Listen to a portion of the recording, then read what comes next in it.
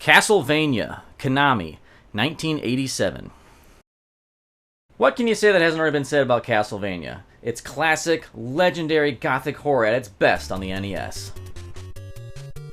Originally called Devil's Castle Dracula in Japan, which doesn't really make any sense. Whose castle is it? The Devil's Castle? But with Dracula in it? Or is that the name of the castle? Devil? Or is it the Devil's Castle, but Dracula uses it on vacation? Maybe they have a timeshare worked out. I don't know. F it. In America, it's Castlevania, and it's awesome. So I'll do a generic playthrough here like I like to do, and just kind of make some comments here and there, and then kind of give my thoughts on the entire game as a whole. One of the first things I want to mention that most Konami games were really good at is the graphics. Simon has a full walking animation, and the overall atmosphere of the game is captured extremely well in its graphics. Some old school gamers may remember this trick here from back in the day. If you just jump over the entrance to the castle, it spawns this money bag. I don't know why I've always remembered that. So in Castlevania, hearts actually count as ammo for your sub-weapon, as opposed to most games at the time where hearts gave you health. It was odd at the time, but it became a tradition of sorts for the Castlevania games, except in Castlevania 2 where the hearts became your currency, but we'll get to that one. Since hearts are not what restores your health in this game, most people are very familiar with the wall chickens. Now in reality they're documented as pork chops, but still, as gamers, we know them as the mysterious wall chickens. This has become such an iconic piece of Castlevania mystery in the gaming world that plenty of jokes have been made about it, and other games have given reference to it, like Dust for example with the mysterious wall chicken. Now the game design here is well thought out because obviously the stage gives you the axe that you're clearly going to use on the boss. That's just good level design. And these Roman numeral blocks hidden here? As a kid I never really understood what they were for, but years later I realized this represents how many of your sub-weapon you can use at one time. So I have the block 2 here, so I can throw 2 axes at once instead of just 1. And later on you can bump it up to 3, which is the max. You do have to be careful though, because you will lose that multiplier if you pick up a different sub-weapon.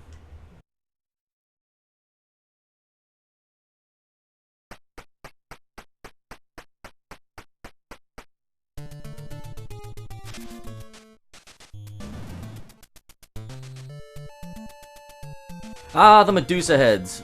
The Medusa heads have been hated by a lot of people, and I can understand why. They're pretty frustrating and annoying, but they do have a pretty predictable path. The thing is, with their flight path, they only get into your line of sight maybe once or twice, so if you miss, you have to think quick on your feet to find a way to either get out of the way or jump over them. I've always kind of considered the Medusa heads almost like timing hazards that come towards you. Like this part here with the spiked platforms, you just have to time your jump right, time your movement correct, and you'll get by. The Medusa heads is kind of the same way. It just goes up and down, but instead of you timing your movement toward it, it's coming at you. And on top of that, we have a Medusa head as the boss. Not that difficult, really. I just kind of spam whip this thing and get through it.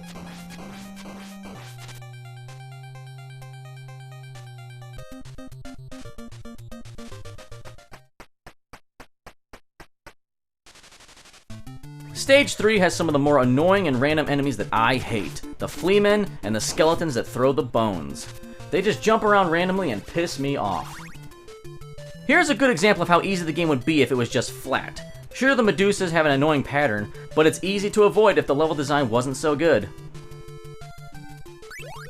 Oh, the mummies. I had to break the only block I could use to escape just to get the chicken, or pot roast thing. But I got really lucky here with my life.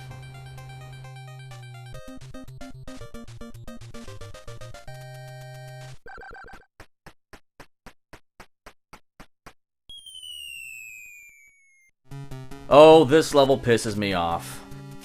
The mermen, the bat's flight pattern, the moving platforms make it basically if you get hit by anything anywhere, you will fall back into the water.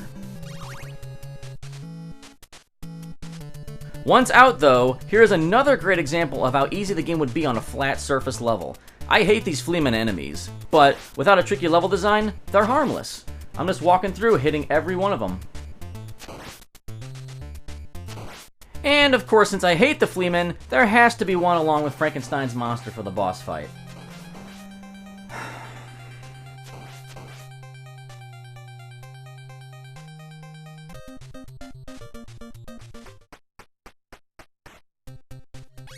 The game gets obviously more difficult as it goes on, and this stage proves it. I'm getting my ass handed to me, and now I have to face off against death with hardly any life.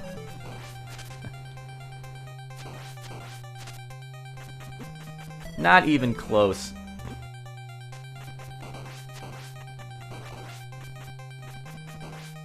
So it just takes a little bit of patience and a lot of deaths, but eventually you can move on.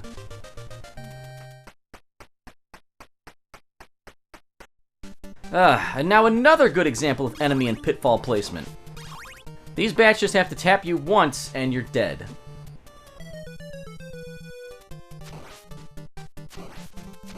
And now finally, up to Dracula, with only half my life. Well, I didn't live long. Okay, let's do it here at full health, see what happens.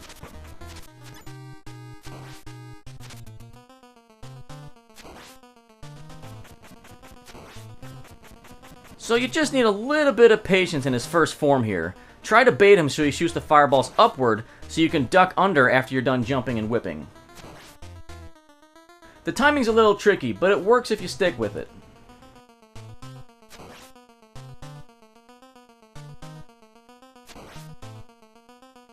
And then he transforms into this big-ass demon. As far as I know, there's no way to move fast enough underneath him when he jumps low. So make the most of the space you've got and spam those crosses if you have them.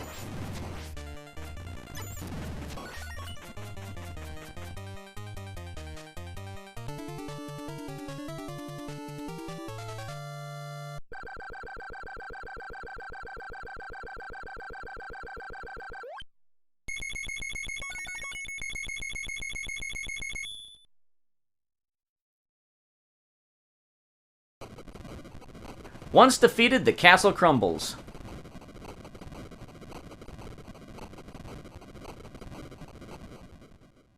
The credits roll and we're treated to a pun-filled cast, ripping off of actual famous horror icons.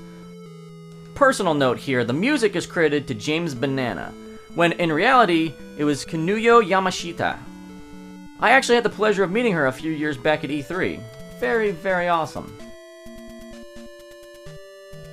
Another point I wanted to mention about the credits is the hero is listed as Simon Belmondo.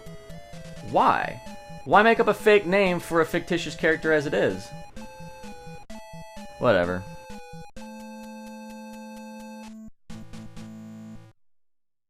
The game is well known for starting one of the biggest game franchises ever, and the first installment here has been regarded as one of the hardest games on the NES, and for many good reasons. First, the controls. While the controls aren't bad by any means, they are intentionally designed in such a way that it makes navigating platforms and avoiding enemies very difficult. You can only jump at one height. It isn't like Mario or Mega Man where you can push the button, hold it a little longer, you'll jump a little higher, or just tap it for a short jump. No, you jump the same height every time. And when you jump left or right, you cannot control which way you're going. You just jump in that same arc every time. Every time, same height, same arc, no matter what. You can't control your movement in air like in Mega Man or Mario Brothers. None of that happens. So the controls are very, very cemented in place. And the whip has a couple frame delay and it stops you in place when you use it. You can't just walk through and keep spamming the whip. You can't just run and gun like in Mega Man or Contra. This is also intentional and it adds a whole nother level of depth to the gameplay.